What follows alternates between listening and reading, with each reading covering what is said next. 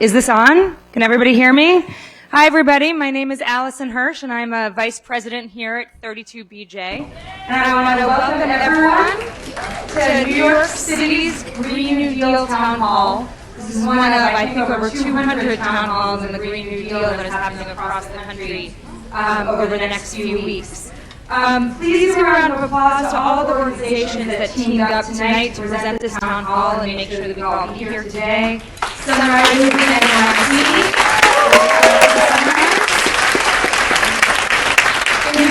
NYC, Indivisible Nation BK, 350 Brooklyn, One Queens Indivisible. Before we get started in the program, I want to welcome you all to 32BJ. 32BJ is a labor union. We represent over 175,000 workers across the East Coast and in the state of Kentucky. Our members are commercial office building cleaners, apartment building workers, airport workers, security officers, school custodians, you name it, those are our members. And we were proud to be one of the largest unions to come out and support the Green New Deal very soon after it was introduced. We support the Green New Deal because we understand that we cannot fight the income inequality crisis if we don't also fight the climate crisis. And we can't fight the climate crisis if we don't deal with the inequality crisis. Our members work in coastal cities like New York, like Boston, like Philadelphia, in some of the largest buildings in the world, and we know what it's been like to deal with the repercussions of Hurricane Sandy or Hurricane Maria. And we know that we don't have the luxury of sitting around and saying, we can fix this crisis later. But our members also work in rural Western Pennsylvania and in parts of Kentucky that are completely reliant on the current fossil fuel economy. And our members there are also saying, the economic crisis that we're in is not going to be solved by the status quo. We need to be part of the climate solution, and we need to make sure that as we fight for a green economy, there's a just transition and that we're included in that fight. And that's why we were proud to support the Green New Deal, because it was the first time that federal elected officials, that movement organizations really said these things are linked. And so we're excited to be here tonight to start a conversation about how we turn the Green New Deal from a resolution into a reality at the federal level and at the state level and at the local level. And this is just the beginning. We're going to hear a lot of folks tonight, and we're excited that this is just the beginning of a conversation that will go on, because we have to win, and we have to win in the next couple of years. So with that, I would like to introduce our moderator for this evening, Beta Coronel. She's a lifelong New Yorker, and somebody who's an experienced organizer in housing rights and environmental justice issues, and is currently the U.S. National Organizer for 350.org. So, Beta, welcome.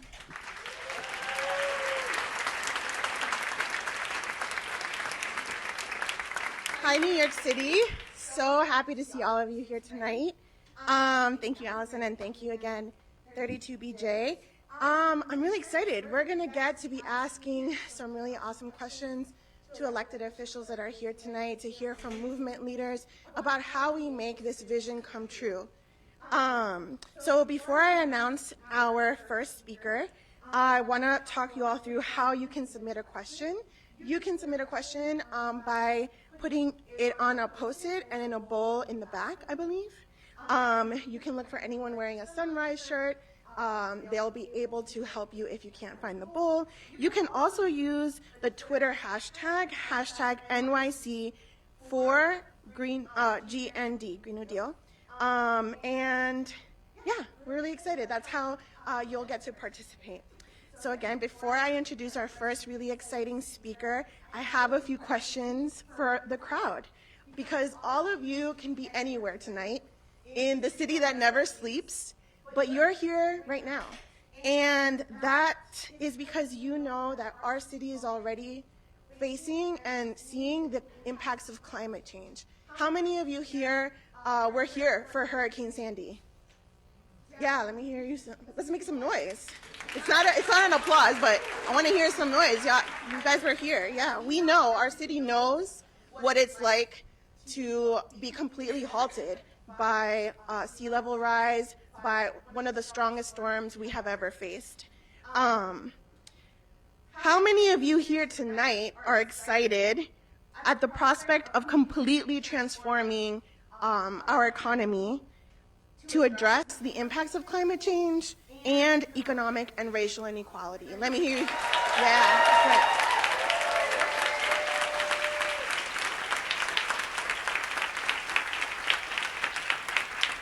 How many of you here tonight are ready to do this massive transformation within the next 10 years?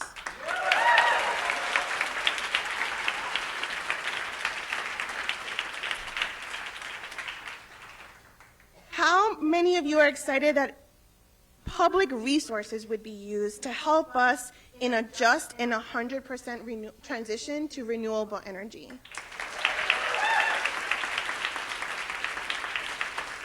And finally, how many of you are excited that this would create millions of jobs for people around the country?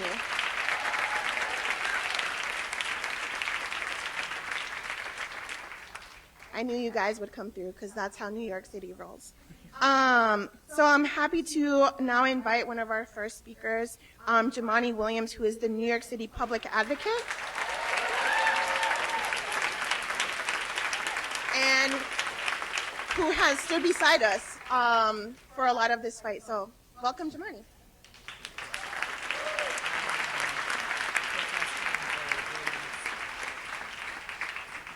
What's up, everybody? How you doing? Thank you, everybody who helped organize, Indivisible, 32BJ, Sunrise, many folks who've endorsed me. I appreciate it. And somehow, even when I was a lieutenant governor, running for lieutenant governor, when nobody would, so I appreciate it very much. My colleagues in government, Congress members Maloney, Clark, and Velasquez, and my colleague Brad Lander from the City Council. I just want to shout out Brad really quick, because that plastic bag stuff that just got banned, Brad was out there. He took a lot of licks and a lot of hits, and then they came back and did exactly what he was trying to do. So I want to make sure that we shout him out. Listen, I know that we have to make sure we make climate justice the same thing as social justice. And we know the communities who are hit the hardest, often all black and brown communities. So just a real check. One way to do that is to make sure that the organization's leaderships look like those communities. We have a lot more work to do. And so I just want to say that at the outset. You can clap for that too, it's okay. But now we are all in this together, and we have to make sure we continue to raise and elevate this issue. The only reason that conservatives and the Republicans are fighting this is because we are hitting them right what they care about the most, their pockets. They are fossil fuels and fossil fuel monies that they depend upon. But we don't care about their money, we care about this planet. And if we don't continue to raise this issue, our planet just won't be the same. And so I need everybody here to join me to continue this fight. We can win this. The next generation is looking at us, and they're waiting for us to continue to act, so that the communities that I represented, asthma rates will go down.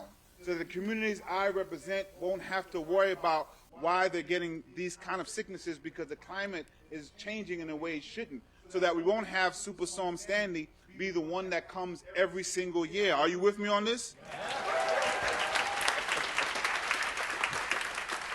We have to stop the Williams pipeline from coming through New York State. And I'm just going to talk for myself up here. Governor Cuomo, as I said before, you cannot claim to ban frack gas in New York State and allow the Williams pipeline to come through New York State. You just don't get to do that.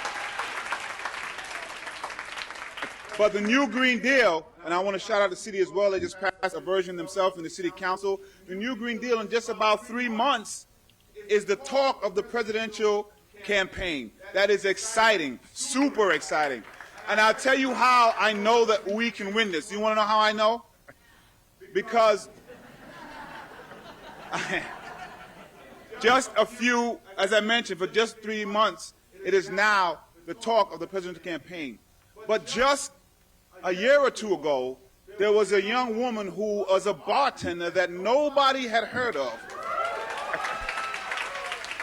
Nobody gave a shot. There was no way that she can topple a giant. Her name is Alexandria Ocasio-Cortez, and she has elevated this issue in a way that nobody has. If she can do that, I know we can defeat these people and make climate change a thing of the past. Yes? Do you agree with me? So I say new, I say green, you say New Deal. Green. Green. Green. I say do it, you say now. Do it. Do it. Do it. We can win this, yes? I say it's time, you say let's go. It's time. It's time. It's time. Peace, everybody. Thank you.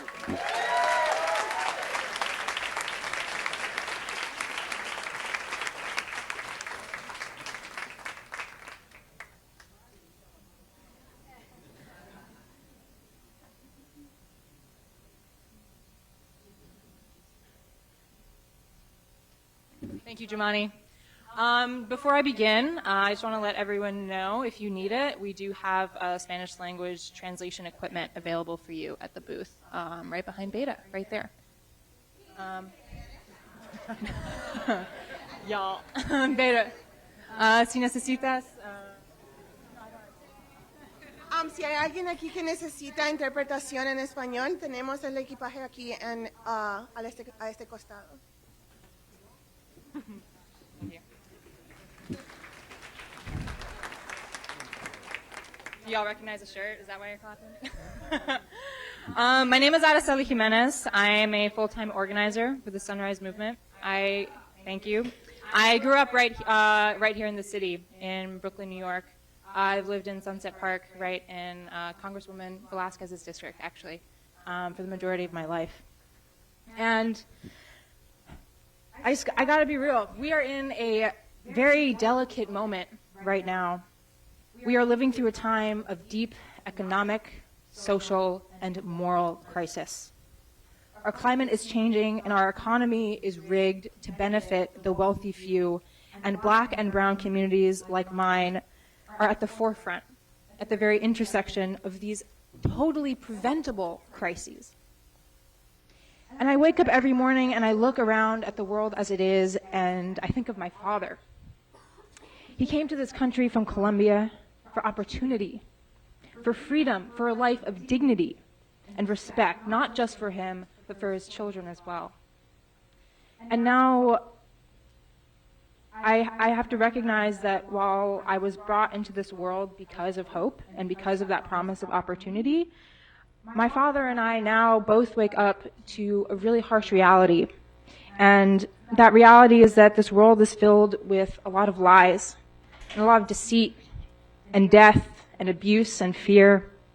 Fear of the future and actually fear of each other, because a handful of billionaires have pitted us against ourselves, against our neighbors, because the Koch brothers of the world have poured billions of dollars into political campaigns so they can inject denial and doubt about the climate crisis into every part of our society.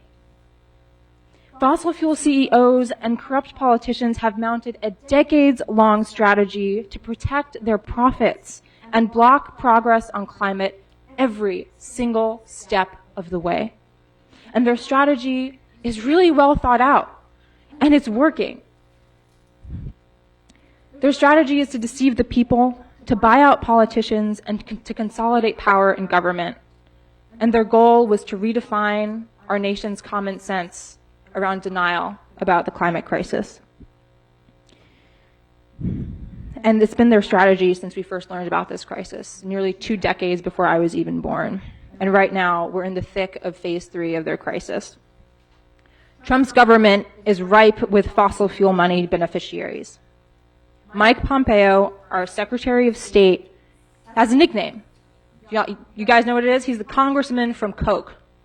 He is in our government because of money he's received from the Koch brothers, and now he's in charge of representing the United States, the largest economy in the world, in a world where his beneficiaries have many, many interests. And when it comes to blocking climate action, we're not just talking about fossil fuel billionaires, we're also talking about the billionaire class as a whole. Big banks who are funding extraction projects, companies like Google, Microsoft, and Amazon are actually helping fossil fuel producers get more oil out of the ground at a time when we should be doing the exact opposite. And let me tell you something, there is no such thing as a green billionaire. Okay? Tesla's Elon Musk is notorious for union busting and for mercilessly overworking his employees in dangerous conditions.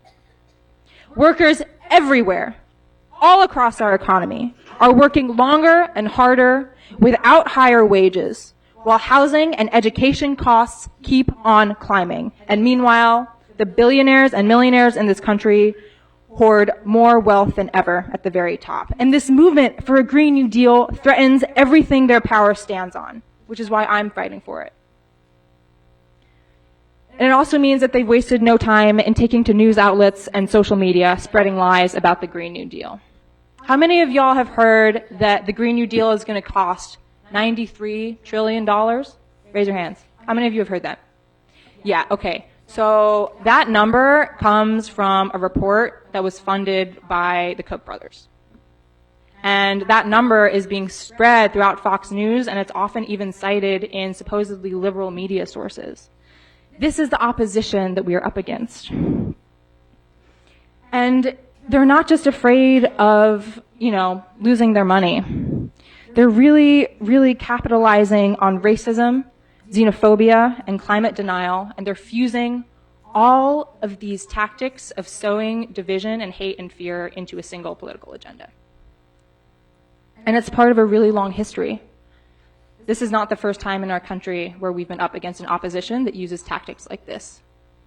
But for some of us, it may feel that we're feeling the full force of all of these tactics all at once against the Green New Deal. And it's exactly because the Green New Deal is going to reshape this economy in a really historic, unprecedented way. And we know the Green New Deal can change everything. Racism and the exploitation of people and the planet are two key pillars in this culture that allows billionaires and corporations to amass more and more wealth, while everyday people struggle to survive. And those two pillars are what we're going to knock down with the Green New Deal.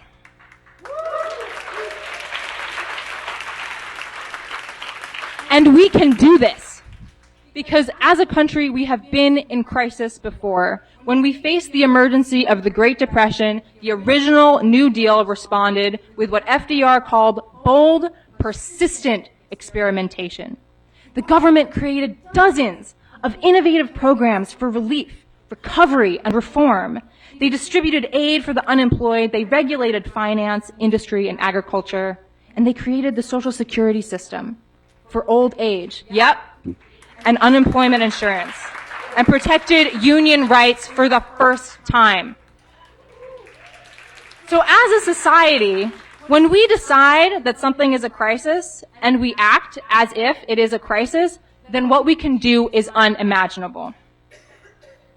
And the fact is, climate change is a greater threat than the Great Depression or World War II, because this isn't just about our lives. This isn't just about our society. This is about preserving collective life on this planet forever.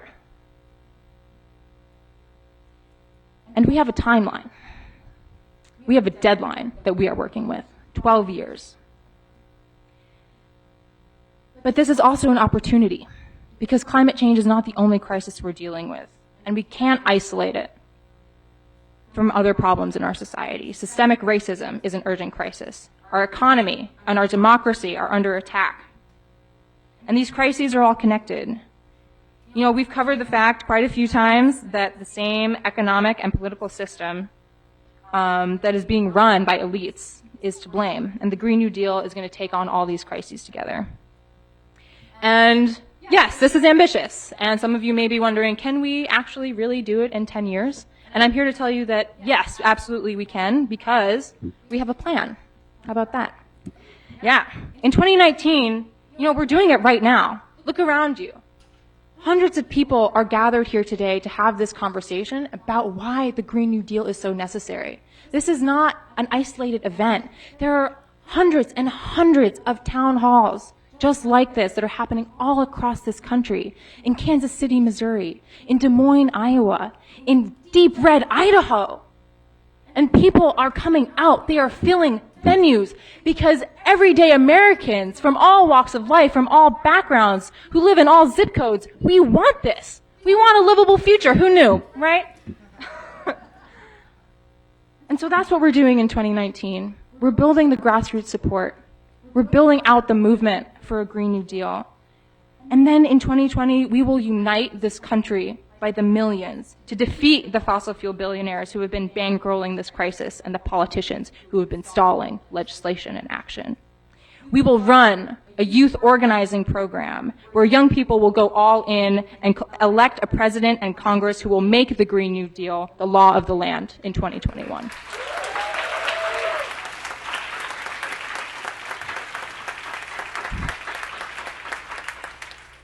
That's our plan through 2020. It's simple and it's doable. Because this is our last best chance to stop climate change and build an economy that works for everyone, not just a wealthy few. The crises we face are not impossible to overcome. The crises we face were born out of the greed of a few wealthy men, which means the crises that we face can be solved. And our enemies may have friends in high places, they may have money, but let me tell you something, you cannot buy this rage. You cannot buy this hope. You cannot buy this courage. And you cannot buy a movement.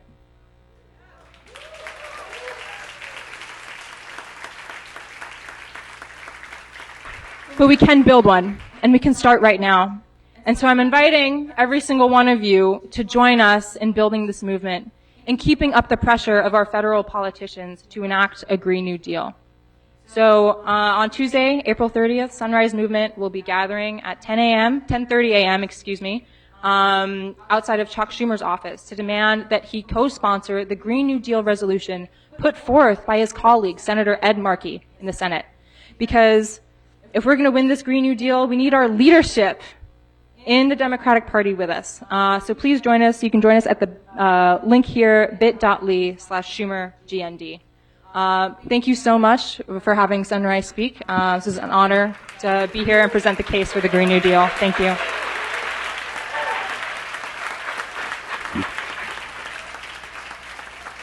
Thank you so much, ARACELY, and thank you, Sunrise Movement, who have really been at the center of helping popularize the Green New Deal. Let's also have another round of applause for JIMENEZ.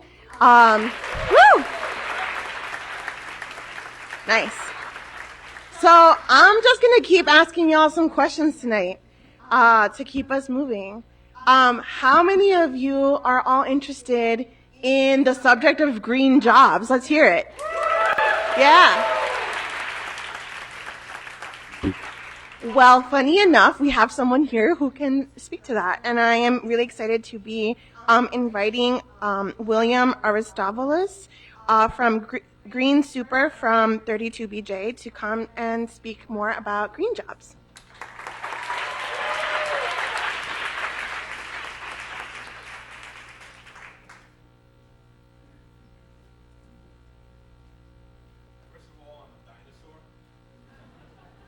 But I'm not a billionaire, okay? I am a superintendent for 32BJ. I'm a lifelong tree hugger. I care. We have to make a change. And as a superintendent, I tried to make as many green changes in our building as possible. I'm also an instructor here in the green program. We need to make changes. Now look, some of the changes we're going to make are great, and some of them are small. And that means that our fellow workers can be trained to do the little things, save some water, okay? Change out the lighting. All these things are little things that add up. I'm not going to say that, actually in my building I managed to put a highfalutin boiler system against all the wishes of the co-op board, against the wishes of the engineers.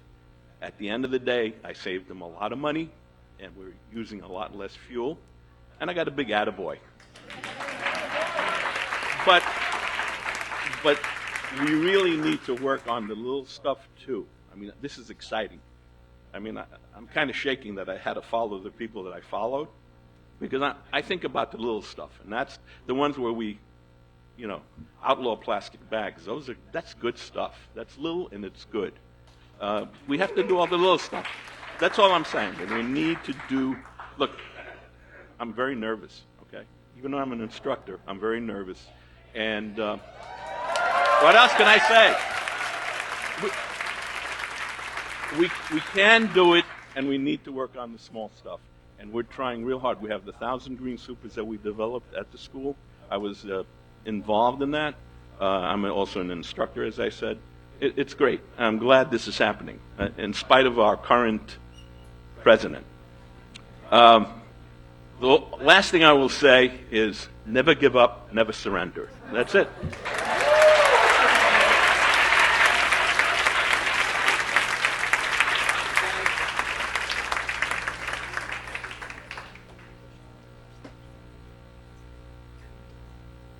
Good evening. Thank you guys all for coming tonight. This is great.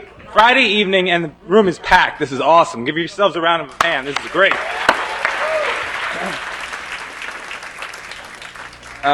My name is Ari Lieberman. I'm an organizer with 350 Brooklyn. We're a local affiliate of 350.org. We're a 100% volunteer organization. We often get asked, what's the single most important thing that we as individuals can do to combat climate change? Is it to eat less meat, take public transportation, fly less? And all those things are important. But the single most important thing that we as individuals can do to fight climate change is to be a little bit less individual.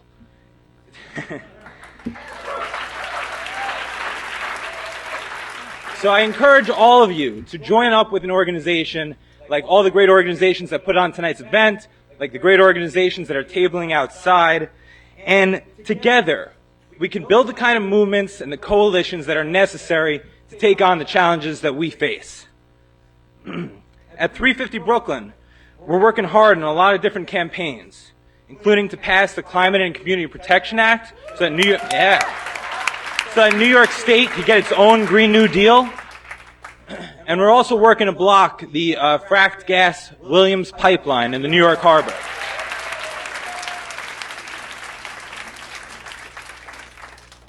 So part of fighting climate change is building coalitions, and part of that is talking to each other. So let's take a few moments from this event, turn to your neighbor, introduce yourself, someone that you didn't come here with, and just briefly talk about what are your fears of climate change and what are your hopes for a Green New Deal and for climate solutions. Thank you.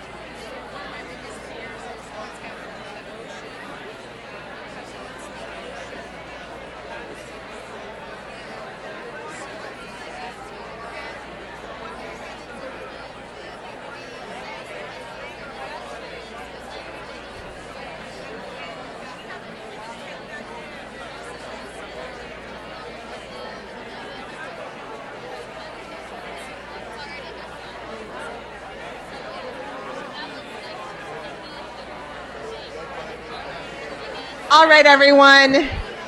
If you could just thank your neighbor.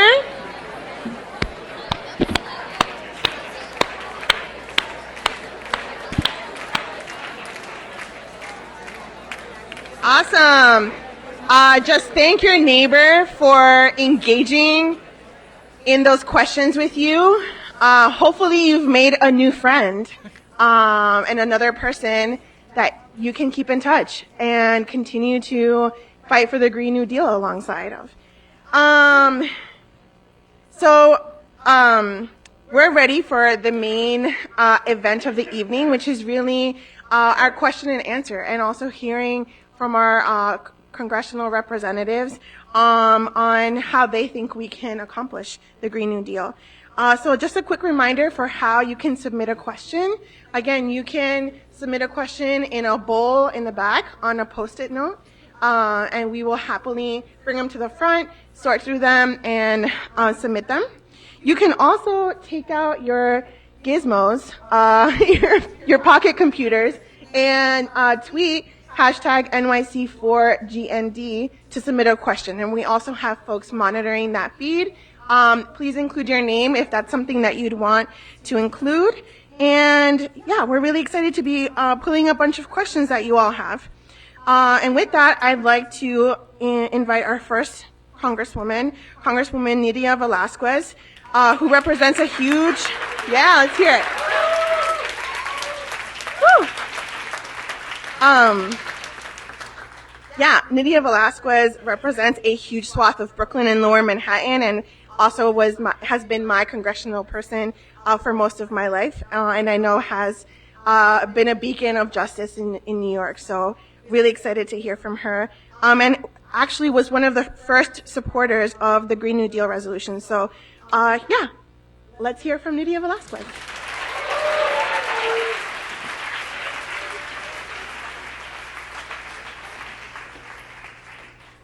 Thank you. Good evening. It's great to be here. It's just great to be here. It's that intensity that we need to get this done. And you know what? We're going to do it. We're going to do it. Let me thank Indivisible, Brooklyn, BK, Sunrise, New York City, 350 Brooklyn, One Queens, Indivisible, 32BJ, SEIU, and each and every one of you. Because, you know, when we were debating ACA, the Affordable Care Act, it was agonizing. Some days we felt we're going to get it done. Other days, an army of insurance lobbyists in Washington, and some in the White House administration proposed to pass a piecemeal approach. Nancy Pelosi said, everything or nothing. And it got done because some marginal members did right by the American people, and they voted for it. And many of those members didn't make it back. And they were willing to lose re-election, but cast a vote for the millions of people in the richest, most powerful country in the world that didn't have health insurance.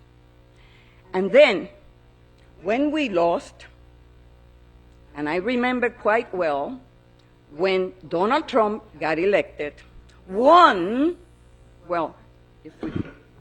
got elected, not only with the help of the billionaires, but Russia over there is indisputable, according to the Mueller report. So we had a first meeting because people were agonizing. And in Park Slope, there was a first meeting of CBID at a church, and I came and I said, look, we need to organize. And we have to take 38 seats. We need to win in order to 24 seats in order to recapture the House. And ACA was vilified in red districts.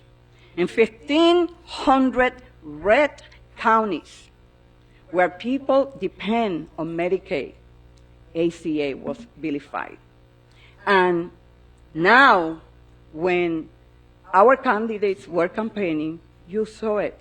In all those red districts, they won because they campaigned on protecting health care and protecting the Affordable Care Act.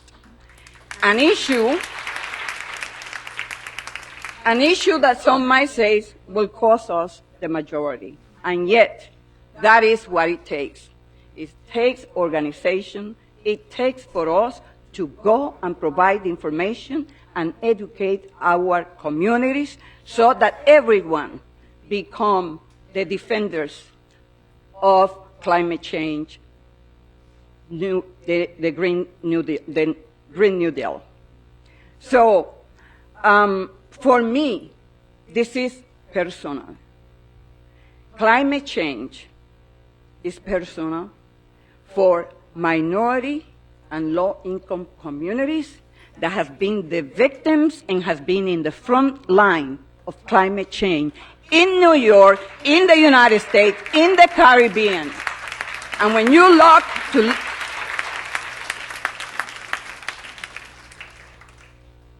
look at Latin American countries and Central American countries that today cannot aspire to stay in their country because of corporate greed in those countries, we need to understand that those of us have a responsibility not only for ourselves, but for those most vulnerable and those who have no voice in the decision-making process in so many underdeveloped countries, or Latin America or Central America.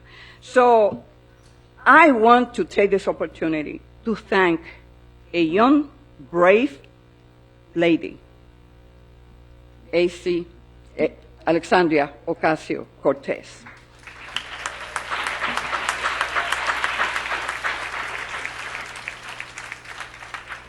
Annette Markey. And when I say that this is personal, it is personal because not only for what we have been fighting in the district that I represent, that have the distinction of having 3 superfunds: the Gowanus Canal, Newtown Creek, and Wolf Arpo in Queens. So, and then Puerto Rico. If there is anything that last year showed us, is that climate change is here and it's not going away. And that we cannot rely on this administration to do anything. So, like we did by recapturing the House, we have to fight to make sure that in 19 months, that is what we have. We have 12 years or 10 years for this deal to be implemented, or to address the climate change, but we have 19 months to do the type of organizing that will allow us to get rid of the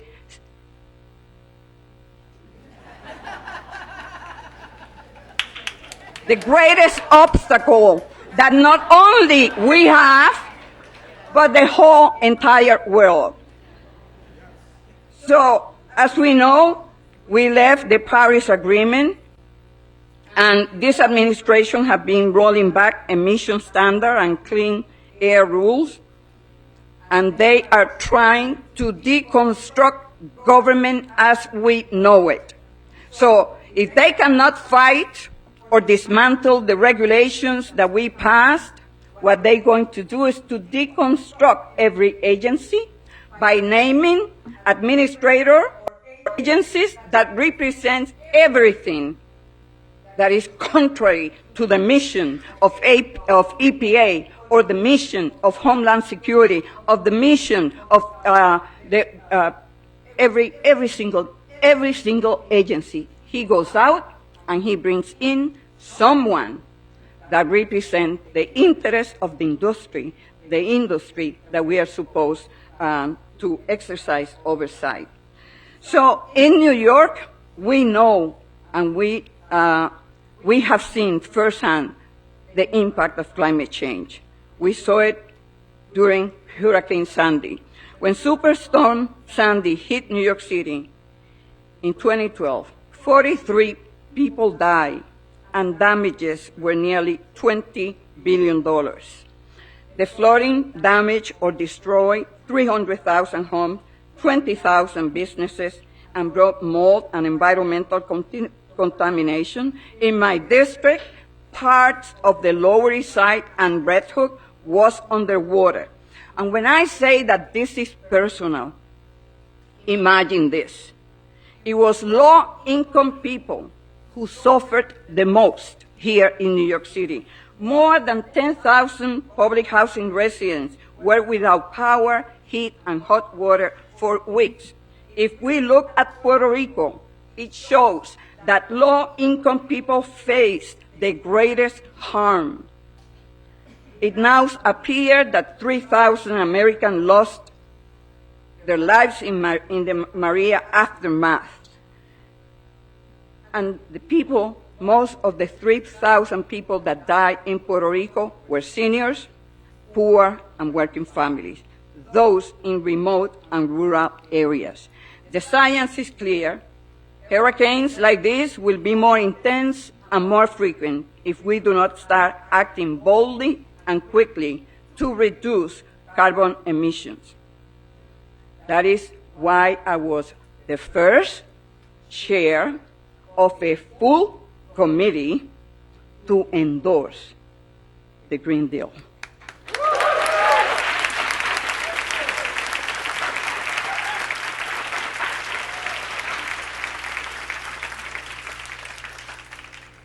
So these challenges that we have will only intensify and continue hurting the most vulnerable among us if we do not adopt bold new change.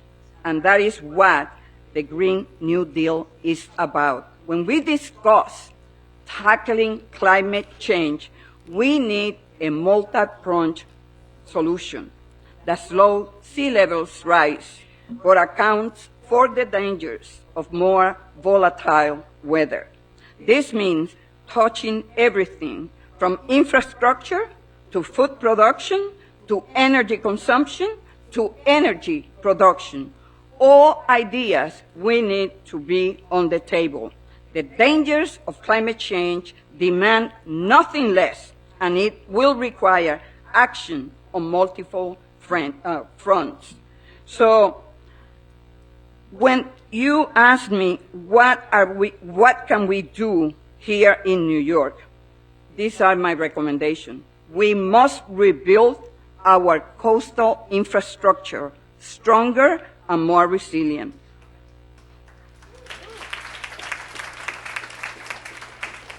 But those measures will never be sustained without attacking the root cause of sea level rise. These are problems that require innovative 21st century solutions that reduce carbon and fossil fuel emissions to minimize impact on the climate. We must increase alternative modes of freight movement by marine and rail to reduce reliance on fossil fuel burning trucks. Yeah, here goes. Jerry Nadler.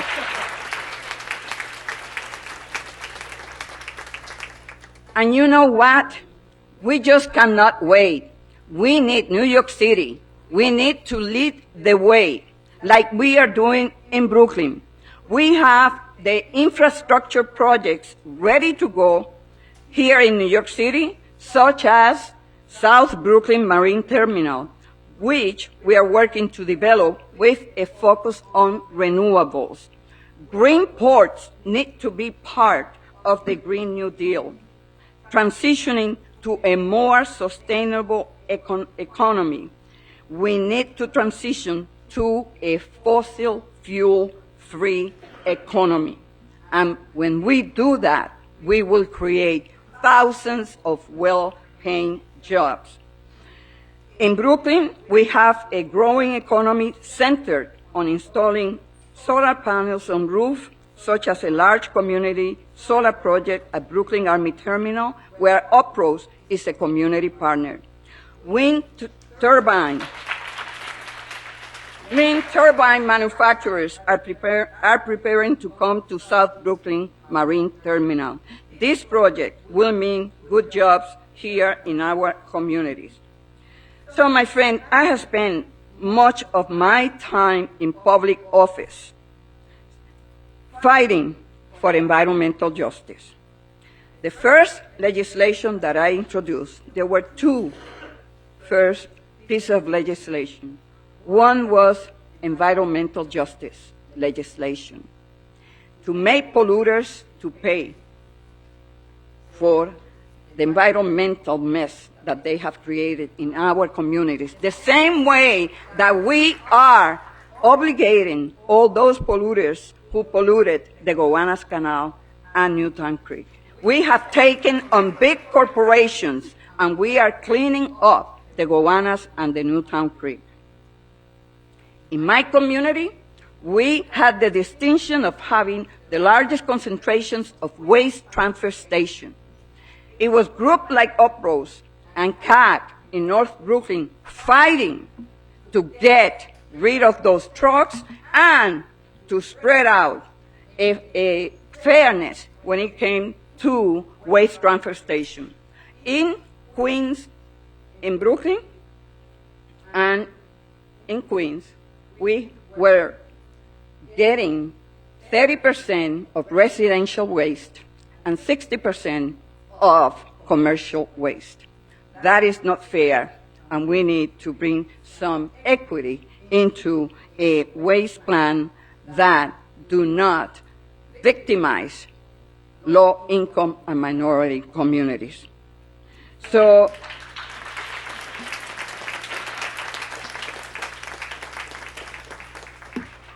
I'm just here to say that we are ready to fight in Washington to make sure that we get legislation, that in every piece of legislation that we pass, whether it's tax legislation, transportation infrastructure bill, or the budget, that we put allocations of money to invest in a green economy. We can do this, and I'm ready to work with you to get it done.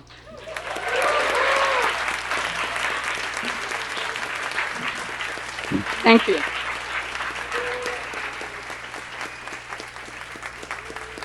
Yeah, can we have another round of applause? Yes, thank you, Representative Velasquez. Really excited to be introducing the next of three Congresspeople. Yeah, would you? They told me that I needed to. Yes, please join us on the stage. Our first seat is occupied. Yay. So next I'd like to introduce Congresswoman CAROLYN MALONEY, who represents the Upper East Side, Long Island City, and Greenpoint in Brooklyn, and is also a co-sponsor of the Green New Deal. Please welcome CAROLYN MALONEY.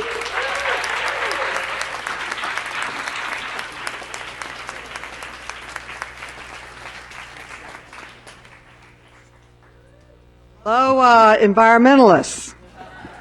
Welcome, and green dreamers, as we're calling them in Congress. Thank you all for being here and for being part of the solution.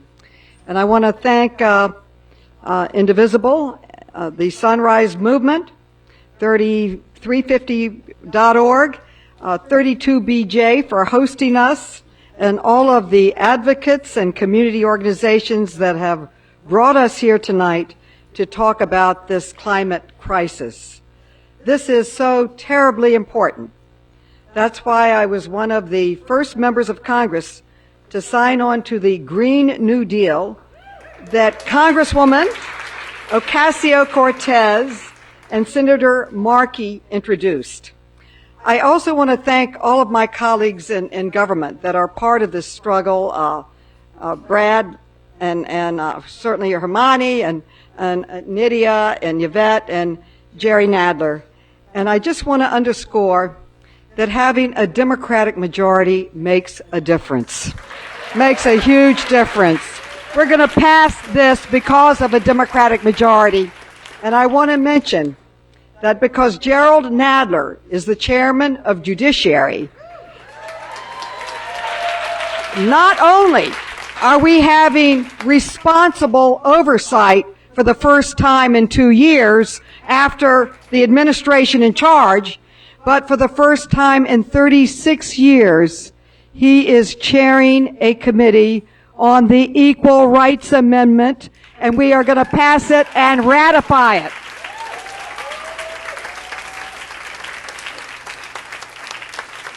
Another difference a majority makes is that Jerry and Nydia and Yvette and I worked for 15 years to pass a bill that should have passed in 24 hours, and that is the 9/11 Health and Compensation Act that gave health care to our first responders. And I'm wearing this jacket until we pass and extend it to cover the Victims' Compensation Fund to help them because they're sick and in some cases dying because of their service to this country, and they deserve the support. They were there for us. We need to be there for them. But we will pass it because we have a Democratic majority. Now, I want to say that the debate over climate change, as far as I'm concerned, is over. It is a crisis, and it needs to be treated like a crisis. For far too long, we've been stuck in this roundabout debate about whether climate change is real or not. And we know that it is. We've seen the science, and we have felt the effects. We know that science is real and facts are facts, and there's no question of whether climate change is going to happen or not. It already has, and it has already taken too much time discussing it. We have only to look at the fires in California. We have only to look at the hurricanes and devastation in Puerto Rico. And we have only to look at the memories that we all share in this room of Superstorm Sandy, and the devastation it brought to our city is still raw and seared in our memory. We lost at least 53 New Yorkers' lives. 8.5 million people lost power, and I mean they lost power. There was no lights in Lower Manhattan for months. You couldn't even use a cell phone there. There was no communication.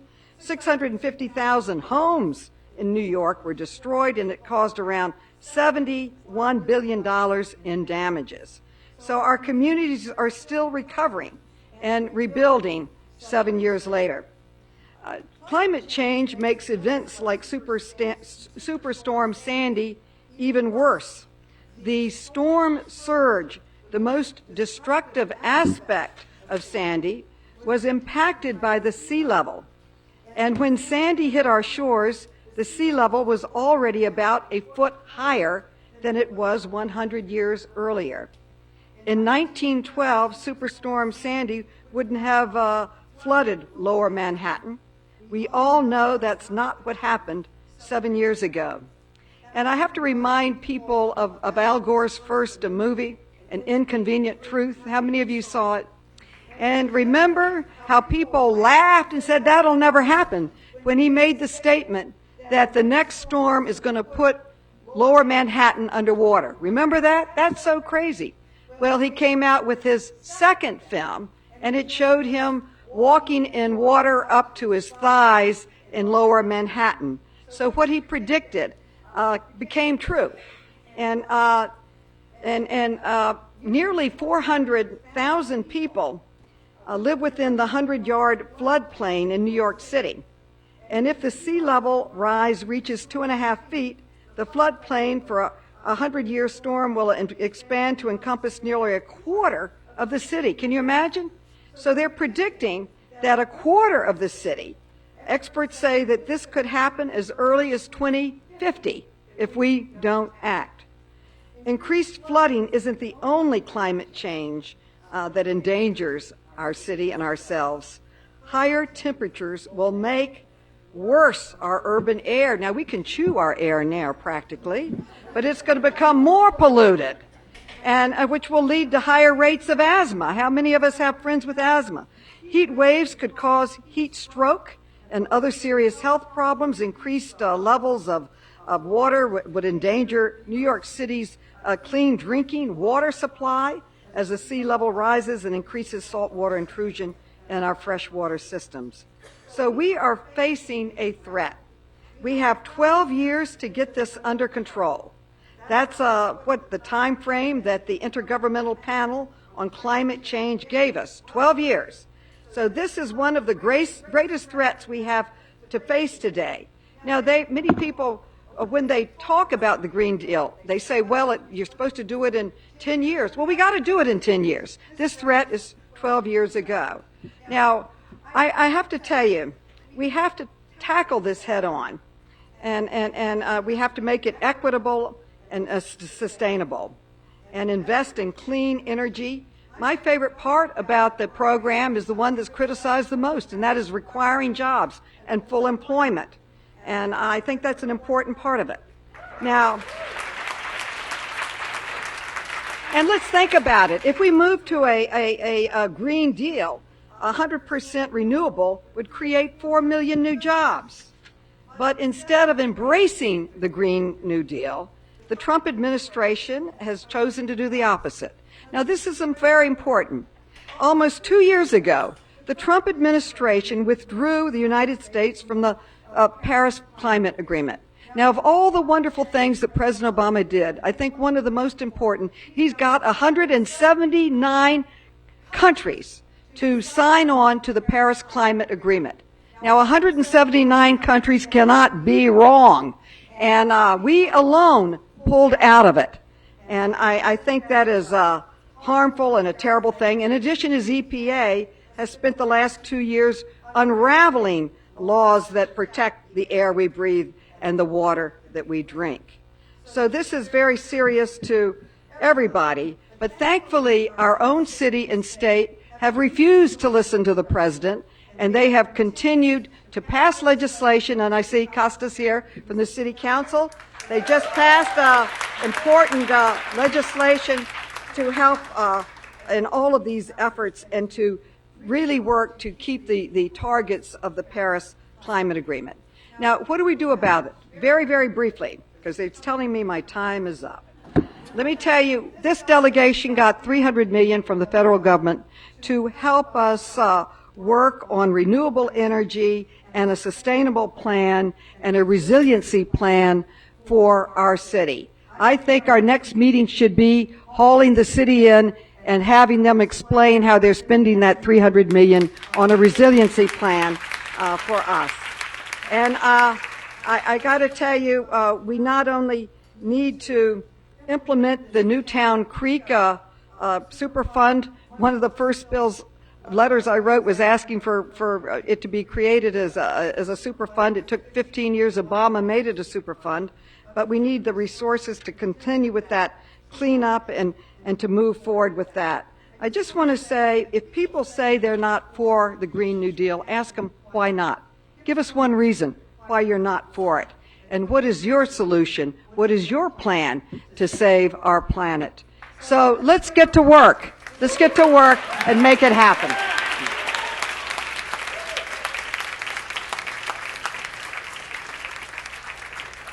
Thank you again, Representative Maloney. Next, just to keep us moving, we're going to hear from Congresswoman Yvette Clarke, who represents Flatbush, Park Slope, Crown Heights, and much more.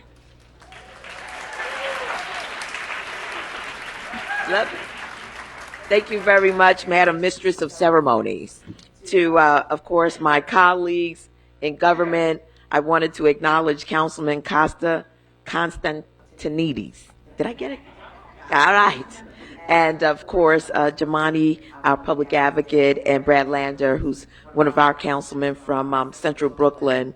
Of course, to my colleagues, Nydia Velasquez, Carolyn Maloney, and Gerald Nadler. Thanks for being comrades in the struggle. Hello and good evening to everyone. It's certainly my honor and my privilege to be here. I am Congresswoman Yvette D. Clarke, and I proudly represent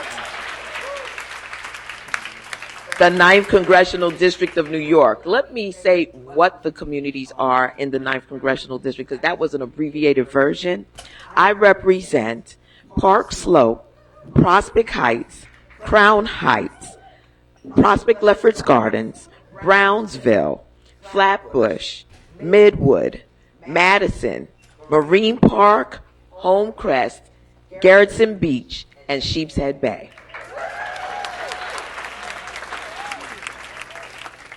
So when they ask, is Brooklyn in the house? I say, yes, we are. And I also share that with you because I tell people that I feel as though the 9th Congressional District is sort of ground zero or the bullseye for every horrible policy that the Trump administration has decided to put forth.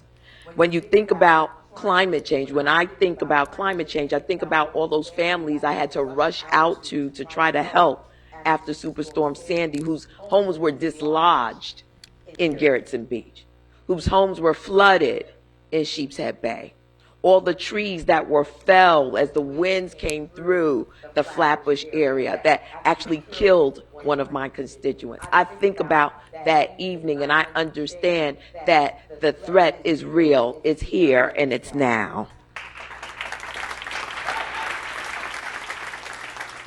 So I want to thank Indivisible Nation, BK, the Sunrise Movement, 350 Brooklyn, 32BJ, and everyone who made this town hall possible this evening. And it is indeed a pleasure to be here with you this evening. So there were 2 questions we were asked. What are your fears and what are your hopes?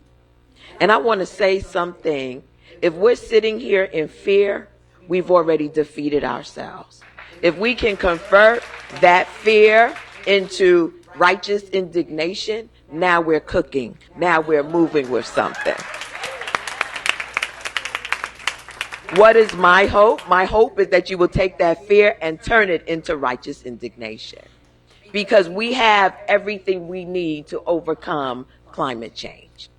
We have the will, we have the intellect, we have the ability. We just have to have the movement to get us there. Back in around 2009 and 2010, along with the ACA, I think Jerry, Nydia, and Carolyn will remember this. We passed a bill. And yeah, a lot of members were dislodged and lost their seat after they demonized the Affordable Care Act. But guess what else they demonized at the same time? Cap and trade. You all remember that? Do y'all remember that? We said we were going to cap carbon emissions and that we were going to figure out a way in which to feed back into the system to address climate change, get funds back into the federal government to address climate. This is 2009, 2010. We're almost 10 years away from that. Had we had the Senate pick up the bill, President Obama was waiting to sign it. So we have some time to make up for. Well, I'm really glad that I have an opportunity to be back in Congress in this particular session because we have the energy and the momentum we need to make sure that we address and deal with the Green New Deal. I currently serve as Vice Chair of the Energy and Commerce Committee, and I remain dedicated to issues related to addressing the real emergency, the real crisis in climate change. I'm proud to be an original co-sponsor of HRES 109. That is, of course, Rep. Alexandria Ocasio-Cortez and Senator Ed Markey's Green New Deal legislation.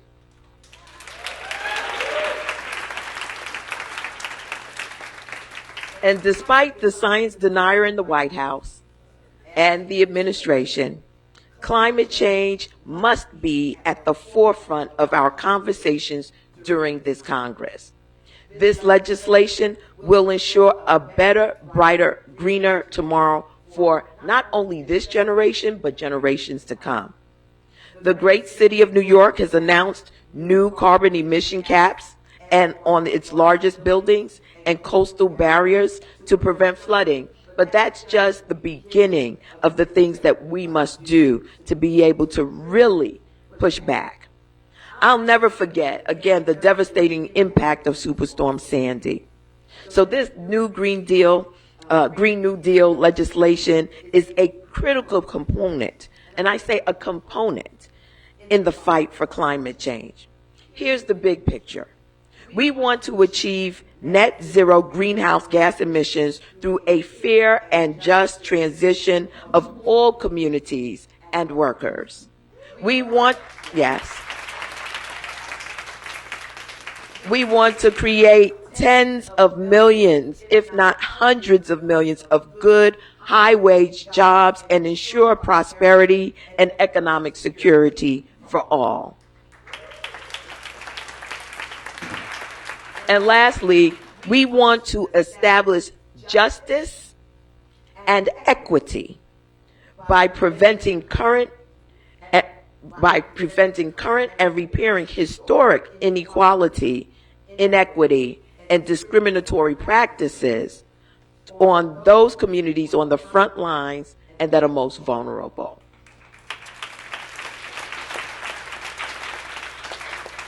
And I think there is a distinction between equality and equity. And we need to make sure that that distinction is made up front very clearly. So I'm ensuring that we continue this fight by introducing legislation like the BREATHE Act, which would amend the Clean Air Act to eliminate the exemption of the aggregation of emissions from oil and gas sources, as well as working on policy prescriptions that incentivize smart technologies that give us and that maximize on renewable energy, energy efficiency, and energy storage. The technology already exists. The knowledge of how to do this now already exists. We need to scale up and deploy this. And it creates new jobs, sustainable jobs, because we must be able to make sure we maintain our new infrastructure. My colleagues and I are on the offensive to ensure that these protections are in place. And we will not quit. We will not relent until we reach the goals as set forth in our legislation. Our committee recently passed the Climate Action Now, this is the Energy and Commerce Committee, which I also co-sponsor with my colleague Kathy Castor, to demand a plan to continue our support under the Paris Agreement.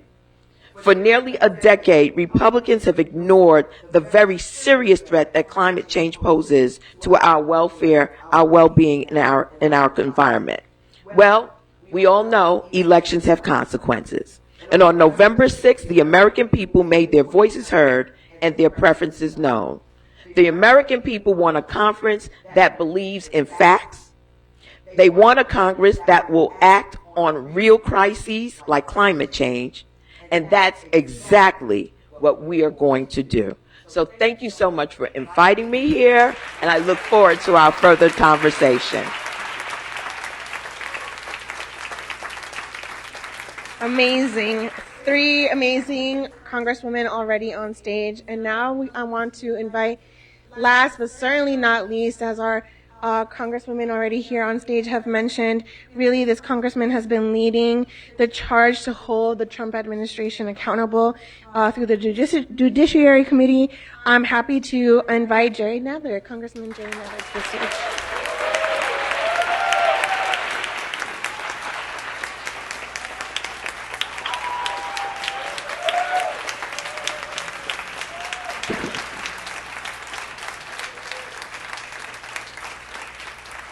Thank you very much.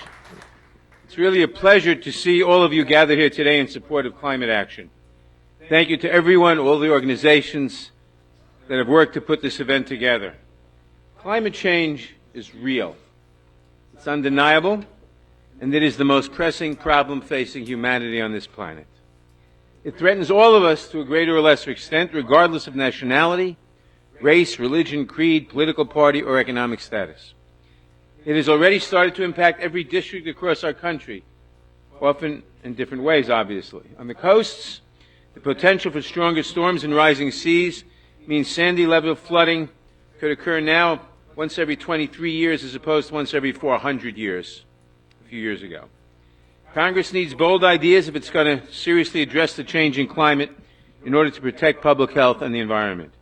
That's why I'm proud to join as an original co-sponsor of the Green New Deal legislation.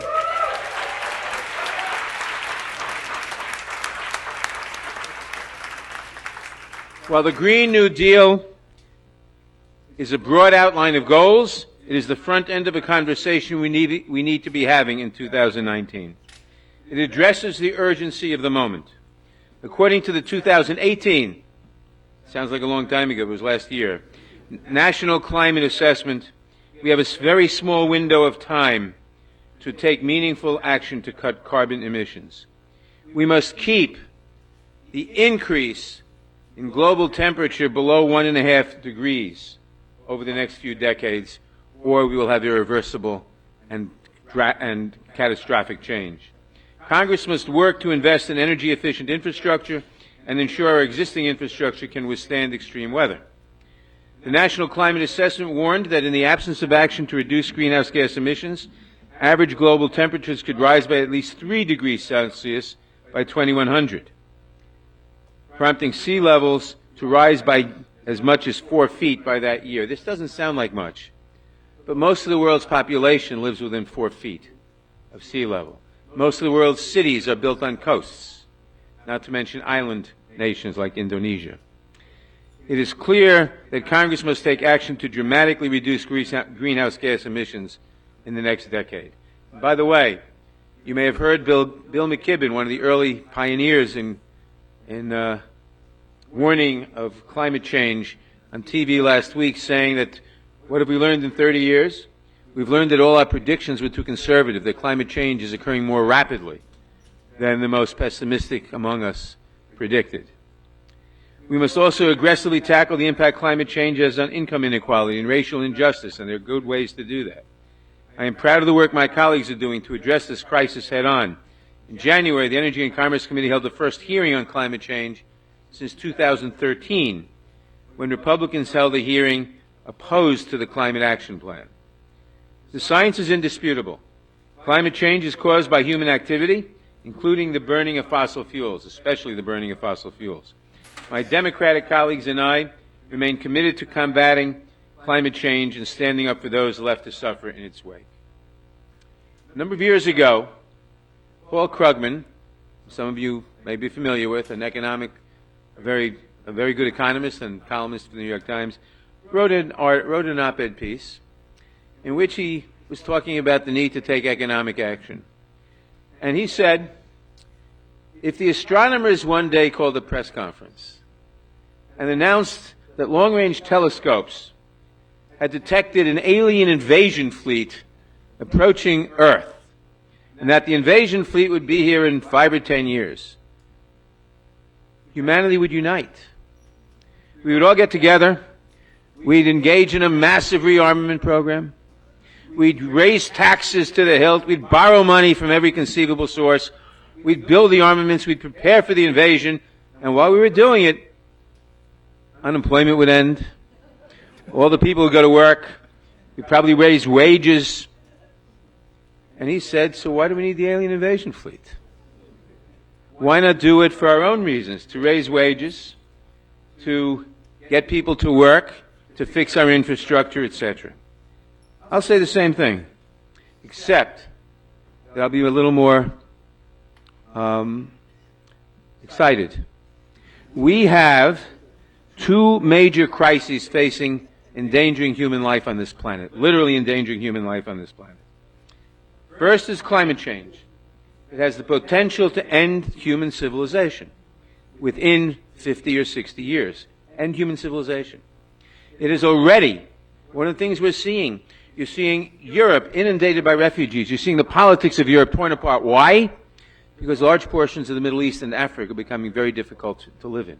Because famines, because crops are failing, because of climate change. The other major threat that we have, also aided and abetted by the ignoramus in chief at 1600 Pennsylvania Avenue, is a nuclear arms race, which we're starting again because we're withdrawing from the arms reduction treaties we negotiated with the Soviet Union when that still existed. We see already the polar ice cap starting to melt. We see a power struggle developing in the Arctic Ocean. Why a power struggle in the Arctic Ocean? Because there are resources that are now accessible. That's nice. But why are they accessible? Because the Arctic ice sheets are melting. If they melt, half the world's cities will be inundated. And the other major danger is the permafrost can melt. If the permafrost across much of the northern hemisphere and much of the southern hemisphere melts, it releases all the methane. And methane is methane is a greenhouse gas much, much worse than carbon. You will set up if we don't change it in time, a positive feedback that makes it impossible to change the catastrophe that we're heading to. So, in summary, we have no choice.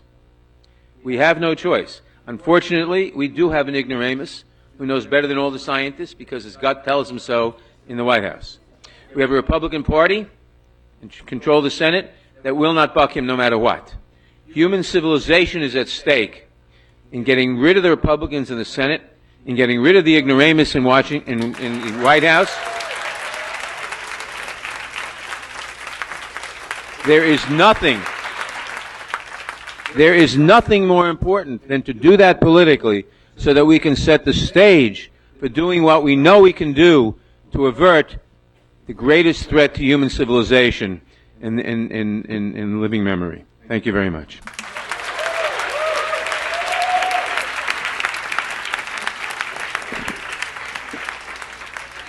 Amazing. So now I'm so happy we're all on stage. We're going to get to dig into some questions. And so the first question we have is, I'm going to combine, ask for responses in pairs. So first for Representative Nydia and Representative Velasquez and Representative Maloney. How will you encourage our other New York City congressional colleagues, for example, Representative Jeffries and Rose, to co-sponsor the Green New Deal?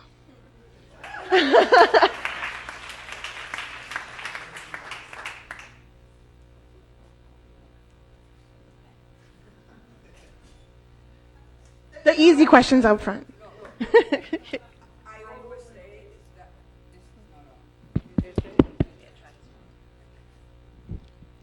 Hello? Yeah. Yeah. So, look, I think that the best way that we could get a member of Congress to adopt a position has to be based on conversations and organizing within the district. Staten Island is an area that was impacted by climate change, hurricanes and so on.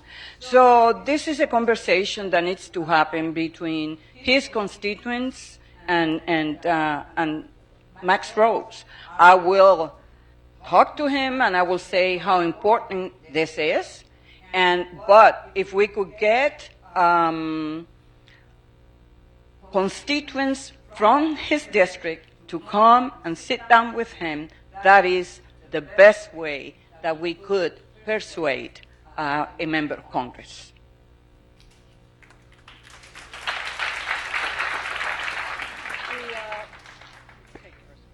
There was a lot of, the Republicans are attacking the Green New Deal very ferociously and playing political games and trying to undermine it. But the Democratic leadership is backing it up and supporting it. Speaker Pelosi created a select committee on the Green New Deal. It is chaired by Kathy Castro, a congresswoman from Florida. And in her public statements and her hearings, she has been supportive, as has the committee members of the Green New Deal. In fact, she and the committee members of this committee were at Ocasio-Cortez's and Senator Markey's press conference in support of it. The way you do it is you just have to raise it over and over again and get co-sponsors. But we thankfully have a Democratic majority in the House of Representatives. Thank goodness. So we should have the votes to be able to pass it in the Democratic Congress. Now, the Green New Deal is very aspirational. It's a resolution. The hard work of breaking out how the committee or how the program would actually work, which would be more detailed legislation, would be another form moving forward. The problem that we confront is the Senate. And we have Mitch McConnell, who has come out and probably before he even read the resolution and announced that he's totally, completely opposed to it. Surprise, surprise. So we have a fight in the Senate. But ultimately, we will take it out to the American people. And the American people will want the Green New Deal, I believe, and will vote the Republicans who won't support it out of office. That's how we ultimately win. Just vote them out of office. Thank you so much. For Representatives Nedler and Clark, we're curious what your plan would be to ensure communities are leading. So, for example, the cap and trade program was mentioned. What if Congress wants a Green New Deal to include the cap and trade, for example? So it's a two-part question. What is your plan to ensure communities are leading in terms of the shaping?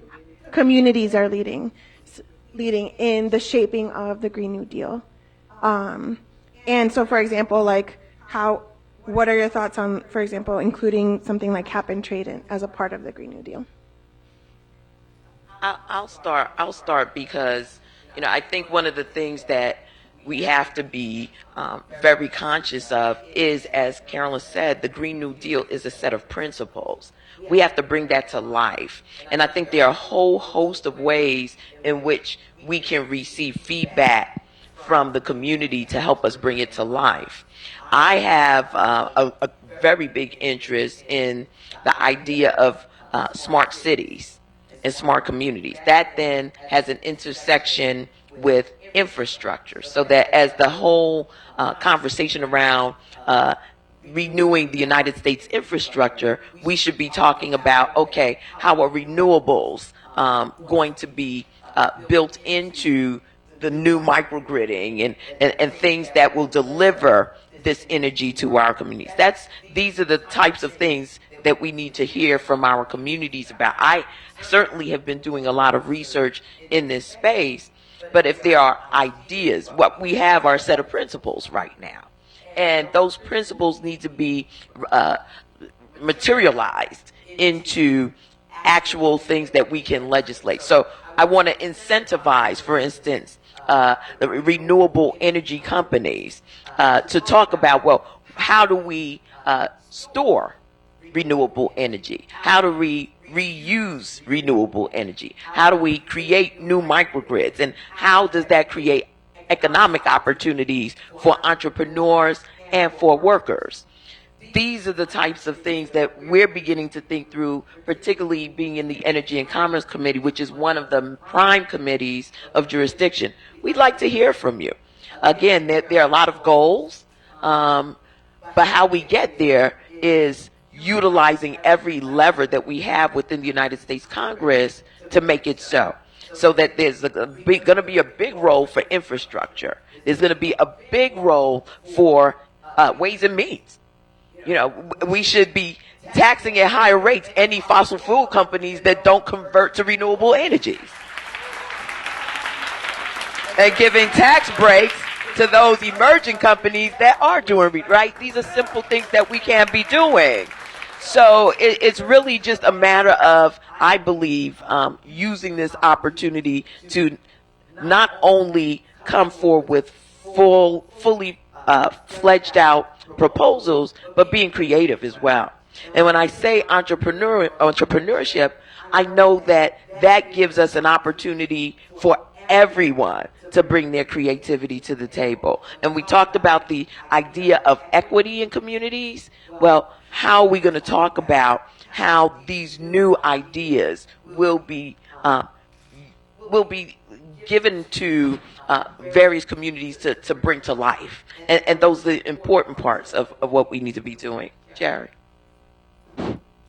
The number, I wanted to make sure the mic was on. The number of things we can be doing. Any program to convert away from fossil fuels is going to need massive amounts of money, and is going to need massive amounts of construction, meaning massive amounts of construction jobs, and research. I mean, the best thing that has happened over the last 10 years has been that the cost of renewables, of solar, and has come down tremendously. Right now, solar is much cheaper than coal. And the Trump administration, in its usual good sense, is now trying to get us to give incentives to people to stay with coal, whereas the commercial incentives would be to go away from it. Second, so number one, the government is going to have higher taxes on the wealthy. In World War II,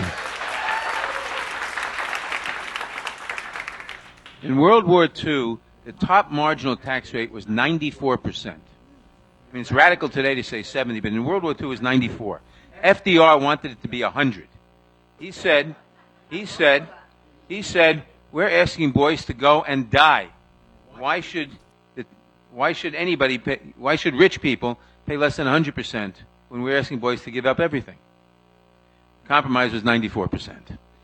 And that raised money for armaments. We have to raise money for conversion and for different kinds of energy and different kinds of manufacturing. And we can also make sure that any company that is stimulated, we're going to have to give out grants for research and grants for construction, grants for all sorts of things. But any company that wants to participate in that is going to have to, or should have to, it's up to us, should have to pay a decent wage and should have to have decent working conditions. And we also have to, obviously, in terms of our own communities, we have to engage with our communities and say, all right, what's the best way? Lower Manhattan was flooded. A good part of Lower Manhattan was flooded in Hurricane Sandy. And I represented Coney Island and Seagate and Brighton Beach. I lost it in the last reapportionment, but in 2012 I represented it, and it was totally flooded. And it'll be flooded again next time we have a storm. What do we do to protect them? What do we do to create more resiliency? We're coming up with all sorts of plans, which are expensive. The city is coming up with all sorts of plans. Maybe we'll have to build seawalls. One proposal is to build a seawall from Sandy Hook to Rockaway, and another one in Long Island Sound. Maybe we'll have to do that. I hope we can do other things, but maybe we'll have to do that. So we're going to have to plan for spending and investing and putting people to work. The last thing I'll say is we have to look intelligently at our existing structures. And for example, New York City is the only major city in North America when everything comes in and goes out by truck. Intercity freight in the United States, 43% goes by rail. In this area, it's 1%, under 1%.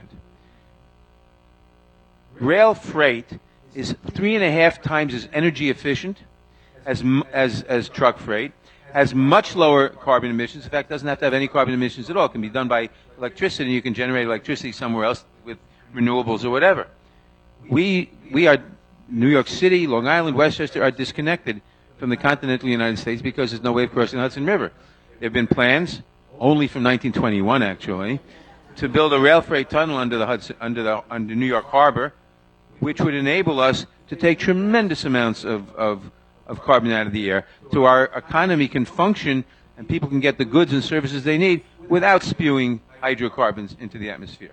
So these are some of the things we have to look at, and we have to talk with local communities, because the local communities, for instance, may or may not like a lot of freight trains going on tracks that haven't been used in a long time. But the potentials are huge, and we had better do them because we really have no choice at all.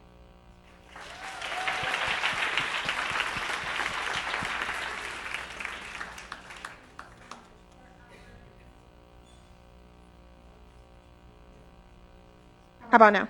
Yeah. Perfect. I know how to use a microphone. Because time has caught up with us, we have one more question, and really it's whoever feels called to answer this question. This question is from Lauren.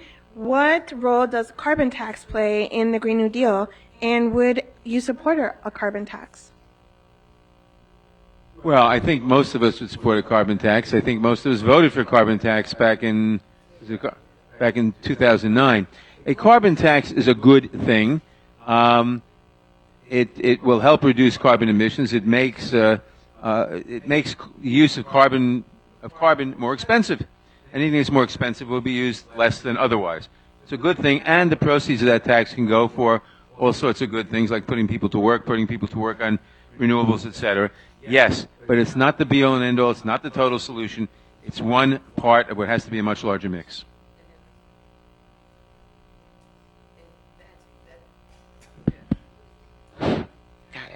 That's one suggestion, but it was not in the resolution, right? So that's what I'm talking about. We're trying to make sure that we build out the most robust opportunities possible to advance the goals of the Green New Deal. And that may reside in different committees in the House of Representatives. It may be under natural resources. It may be through Ways and Means. Any talk of a carbon tax, the Ways and Means Committee has to take it up. So I want community to be very in tune with all of the various ways in which we can get at these goals so that we don't miss these opportunities. Because, for instance, infrastructure, there's a whole committee that's transportation and infrastructure. You hear us begin talking about transportation and infrastructure, that's when you start saying Green New Deal. Yeah. Thank you. My mic was still on.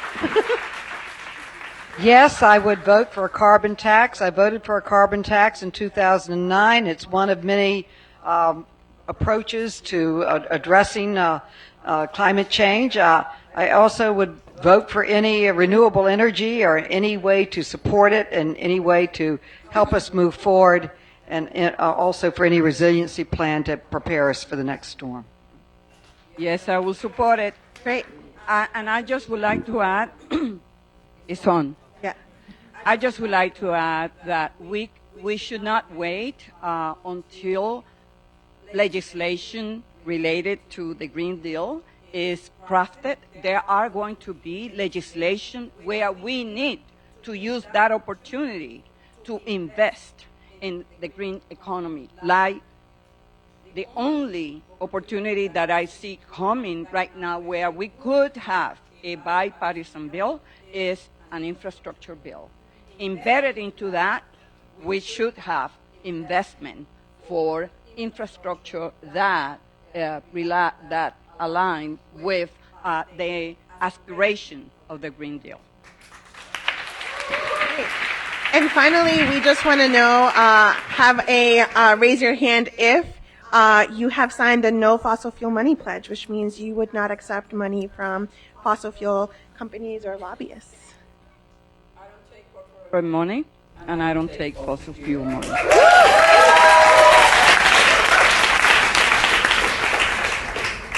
Yeah, thank you so much. Really, it's been an honor to. I was just going to say, I don't take any money from oil companies. In fact, they give money to my opponents. When I first came to Congress, I started an investigation on oil that was taken from federal lands and how much they compensated the government. All these whistleblowers came forward, and they ended up paying hundreds of millions of dollars that they owed to the federal government. They hate me. They support my opponents. Have they signed the pledge? Oh yeah, I don't know what I'll be glad to. But I have one energy company that is renewable energy in my district. Do you want us to swear off of renewable energy too? Fossil fuel. Okay, fossil fuel. I don't know if I signed the pledge, but I do not take fossil fuel money. They don't offer it. We close all the pipelines, etc. And I'm not going to take fossil fuel money.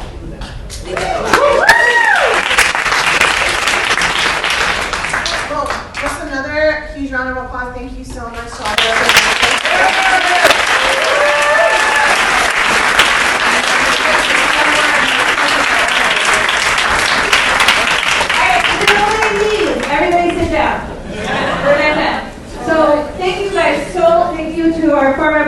guys so, so much for being here. Another round of applause. And thank you to everyone who stuck it out. You guys are the people who are going to make the Green New Deal happen because you're great listeners, and that's very important. My name is Liat. I'm with Indivisible Nation BK, and I'm Elisa. I'm with One Queens Indivisible.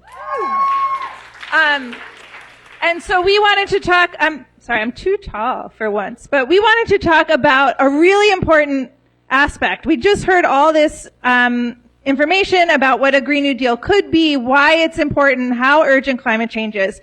So what is everybody who's remained in this room the whole time going to do after you leave to actually make it happen? Because that's what we need to do. We need to walk out of this room with some action steps for every single person to make the Green New Deal a reality. So that's what we're here to tell you. So please do not leave yet. And then we have a final, really exciting speaker we're going to bring up in 1 minute too.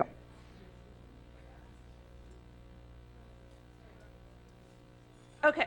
So one big thing that was mentioned a little bit when we talked about other members of Congress who are not yet supporting the Green New Deal. Who thinks all of our representatives in New York should support the Green New Deal? Yeah. So we do too. And one very important person, the Senate Minority Leader, Chuck Schumer, has not yet signed on to the Green New Deal. And what, like the Congresswoman Velasquez mentioned, constituent power is so important. So what we want all of you guys to do right now, you can take a picture of these phone numbers. You can enter them to your phone. I have every single office number for Chuck Schumer in my phone listed already. And we're going to ask that on Monday, you call one of these offices and ask the staff who you will talk to, why hasn't Senator Schumer supported the Green New Deal? When is he going to do it? And tell them all the reasons why you think it's so important. So who here is going to make that call? Yes. Awesome. And then don't forget that there is a rally Tuesday morning at 10:30 outside Senator Schumer's office. That's another opportunity to go make your voice heard because we need to grow support for the Green New Deal so that come 2021, we can actually enact it, hopefully with a Democratic Senate majority, because we hear a lot about this 11 or 12-year timeline, but as advocates, we really have like a 1-year timeline because 12 years is not when we start the Green New Deal, it is a deadline. So we need to build momentum, we need to build public support, we need to build support in Congress so that when we all go out there and knock on doors and make phone calls and we win back the Senate and the presidency, we're ready to go with the Green New Deal. So who's going to do this? Yes. Okay. The other thing you can do is find out if your member of Congress has signed on to the Green New Deal. If yes, then call them up and thank them. My member of Congress, Grace Meng, I've called her a few times to thank her. If they have not signed on to the Green New Deal, call them, show up at their offices, tweet at them, write on their Facebook pages, send them pictures of your children, send them pictures of them yourself, and make it known to them that it is their moral imperative to sign on to the Green New Deal and protect their constituency. So just out of curiosity, is there anyone here who knows that their member of Congress has not yet signed on and is planning on making a call? Awesome. So the one last thing that we're going to ask folks to do is that there are all these groups involved in bringing this on. So we had Indivisible, we had Sunrise, we had 350, lots and lots of amazing co-sponsoring groups. If you did not already, check out groups at the tables. We ask, again, take a picture of these websites, find a way to get involved with one of us. Because this is going to take a lot of work from every single person who cares about this issue to, like I said, win elections in 2020 and then make this transformative policy a reality. So who here is going to get connected with the group? Awesome. Okay. Yes. Okay. So the last thing, again, thank you to everyone for being here. We also want to celebrate when good things happen, when we achieve our climate justice and climate action goals. So to close out the event, we are going to invite Councilmember COSTA Constantinides, who was instrumental in passing the Climate Mobilization Act in the New York City Council. So yeah, let's give him a huge round of applause.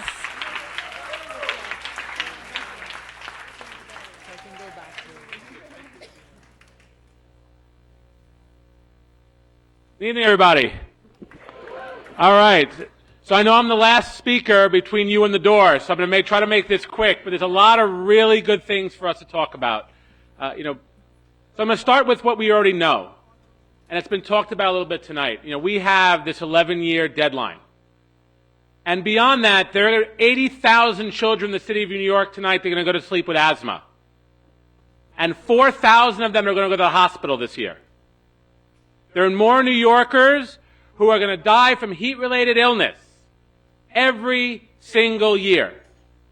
And we know what Sandy cost this city. So when I hear the Republicans talk about what the cost is going to be for the Green New Deal, we're already paying that cost right here in New York City every day.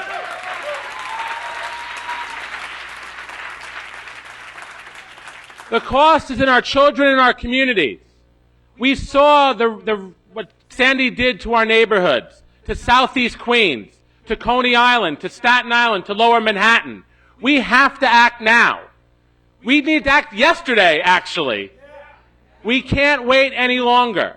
And I want to thank all of the groups that are here tonight and all of you who stayed to talk about this and all of our great Congress members, because we need to keep pushing. We need to keep going.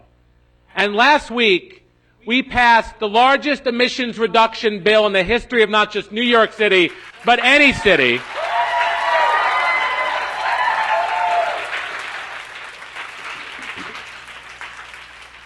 And, this bill, you had a graphic before of the Green New Deal with the New York City skyline. Those are the problems in New York. There we go. That iconic skyline that we have here in New York City. We have about 1 million buildings in the city of New York. But 50,000 of them, these really large buildings that are 25,000 square feet or more, are the worst emitters. They're responsible for 30% of our emissions. So let's think about that for a second. 50,000 buildings out of 1 million are responsible for almost a third of our emissions. So the Climate Mobilization Act and their Clean Towers Plan 1253, which was a central piece of that, regulated emissions from these large buildings.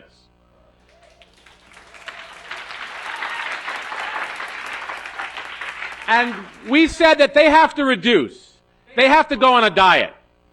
40% by 2030 and 80% by 2050.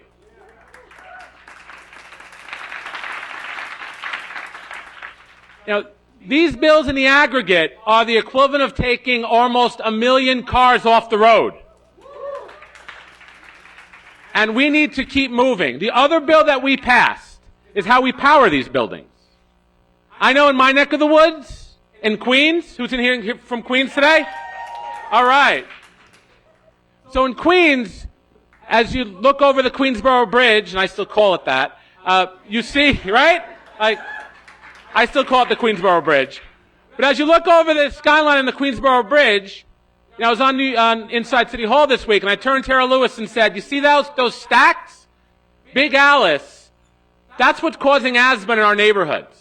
These fossil fuel, gas-powered plants in our neighborhoods. Because we know that natural gas is not a bridge fuel, it's a bridge to nowhere, right? That's not a big, argument here. So the fact that they're using natural gas in those plants really doesn't mean a whole hell of a lot. So those plants, we have to figure out a way to get rid of them. So we had a bill, 1318, as part of the Climate Mobilization Act, that said we're going to have the city come up with a plan to phase out these gas-powered power plants, to make sure that we invest in solar, in wind, in large-scale battery storage, and come up with a long-term plan to replace these plants neighborhood by neighborhood. And again, we're already paying a cost. Con Edison came before me when they came to talk about the Williams pipeline to say, well, It's expensive. We need to have it. We need to be a moratorium. I was like, we're paying the cost now. Because the kids who live next to Big Alice, they go to the hospital more for asthma than the borough average of Queens. And guess what's right across from those plants? The Queensbridge houses, the Ravenswood houses, and the Astoria houses. So these are low-income communities, communities of color that are bearing the brunt of these gas-powered plants. And let's be clear, 18 years ago, the power companies came to us before, there were roving blackouts in California, and they said, we have to have reliability in the city of New York, 19 years ago. And they started citing power plants in environmental justice communities. 11 of them. The 2 in Queens were in Big Alice. They added more turbines there. No environmental review, and they said they were going to last for only 3 years. Well, now, if you were born that year, you're old enough to vote. So we can't have any more gas-powered power plants. We can't have any more gas pipelines. We have to come up with a solution that's renewable, and we have to think about how we repower a city in the 21st century. So I'm going to close with this. We all know the moral and social imperative closing Rikers Island. We know that. We're not in an argument here. But let me plant this seed with you. I did an op-ed a few weeks ago with the professor of environmental studies from CUNY Law School, and was speaking with the Lippman Commission because it's in there. If we take a fourth of Rikers Island, 100 acres, as we know we have to close Rikers, and do solar on that eastern part of it, that 100 acres is enough solar power to replace every gas-powered plant that's been built in the last 20 years. So, we need to think about the 21st century. We need to start thinking about these 21st century solutions. We need to create, I have a bill that's going to create the first Department of Sustainability in the history of any city. So we have a fully funded city agency on sustainability, because climate change isn't going away, so the money shouldn't go away either. And that agency should run point. Our Congress people were talking about resiliency. We need not just a resiliency plan for Lower Manhattan that's going to cost $10 billion. We need a 5-borough resiliency plan for the long term. So I hope that we can continue this conversation, continue this needed dialogue, because we know that we're borrowing this planet from our kids. I just left my son, he's 9 years old. In 2050, when we see when they start talking about the worst effects of climate change in the middle of this century, it's our sons and daughters that are going to inherit that. He'll be almost the same age that I am now. I want to make sure that he and all of our sons and daughters inherit the city that we know and love. Inherit the New York City that we all love. And the only way we get there is we come up with 21st century solutions. So I'm so grateful to to Queens Indivisible and 350 and Brooklyn Indivisible and 32 BJ. I know I got it wrong in Brooklyn. I'm sorry, I'm a Queens guy. But there were those, and there's those that are going to stand in our way. Big real estate. There were a bunch of those when we tried to pass the Climate Mobilization Act who told us it was too expensive. We shouldn't do it. We should slow walk this. We need to make sure that we can ensure that we can be reliable. We don't have that kind of time anymore. So let's get to work, folks. Thank you so very much. Have a great night.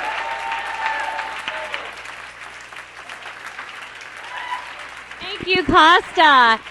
Speaking of continuing the conversation, if you'd like to continue the conversation at the Headless Horseman down the street, we'll be having drinks down there, and we'd love to talk to you some more. The Headless Horseman on East 15th. And just, let's all give Beta a round of applause for moderating that whole event. Thank you so much, and have a good night, everybody.